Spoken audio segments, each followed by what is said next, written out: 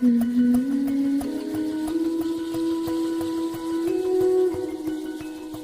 day. I am El Sepa. I want to talk about how to guard yourself, but there are things that I want to explain before I can get deeper on how to guard yourself. I'll just make one example on how to guard yourself. God doesn't have insecurities. So you can say to yourself, I don't have insecurities. So that is now you are mapping yourself to what you are. You are mapping yourself into your image and likeness of God. You are gardening yourself. You are taking your birthright. What do you do when you say God doesn't have insecurities? Then it means I don't have insecurities. What do? You take that word, I don't have insecurities. You repeat it, you repeat it, you repeat it. And as you repeat it and you keep it in your mind, you will see the ways in which God doesn't have insecurities. And you will deepen yourself into that knowledge. You will ground yourself into that knowledge. And as you do it, you become more lighter and lighter, but we'll talk about it on the other day. So what I want to talk about, there's two things, or maybe I should say there's one thing that you can do. You can take your birthright and be the God that you are, meaning that be the image and the likeness of God. Or you can deny it. So you have to make a choice before life and circumstances pushes you into making that choice. So education e bohlokwa haholo.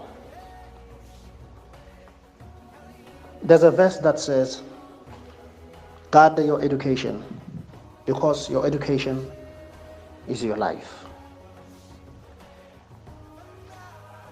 What we were taught, or the reason why we are afraid of God, it is because of the teachings. We were taught hore modimo wa tshabeha, modimo ha bapallwe, modimo wa bolaya. We were taught that you go to God ha ona le mathata. We were taught that when you go to church, it means, or when you talk about God, ho so atametse lefu ho a shua. So those things, they make people to be uncomfortable about God. And all those things has nothing to do with God. Those things are not the image of God.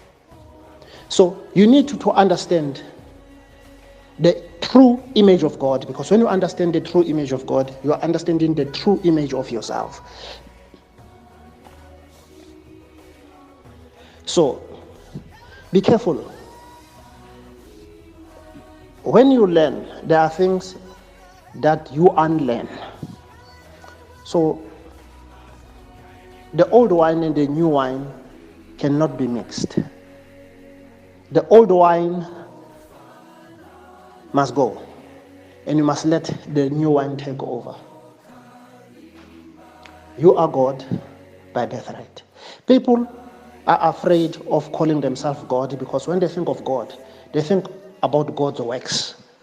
That we were taught that God created the heavens, God created the earth, God created the sea and everything that is in it. So that's how we were taught to look at God. And you ask yourself, who am I? God himself, not me, not anyone. God himself, before there was people here on earth, before there was man, says, let us create man in my own image, in our own image and in our own likeness. Note the plural. So if God himself said that, let us create man, or let us make man in our own image and in our own likeness, there's only one person to listen to. There's only one person to believe, that is God.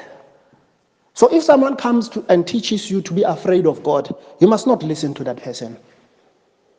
You are God by birthright, because God made you God. You are not God by works. That's why people cannot be saved because of works.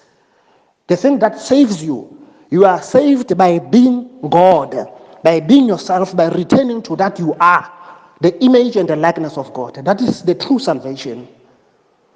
That's why Jesus was here. People talk about sins. I'll just make rough examples. If you steal is a sin, if you do the do's and don'ts. Listen, those are just after effects. Those are not sins. All you have to do is to be God, is to be yourself. That's the only thing you can do. Then all these other things, they will fall away.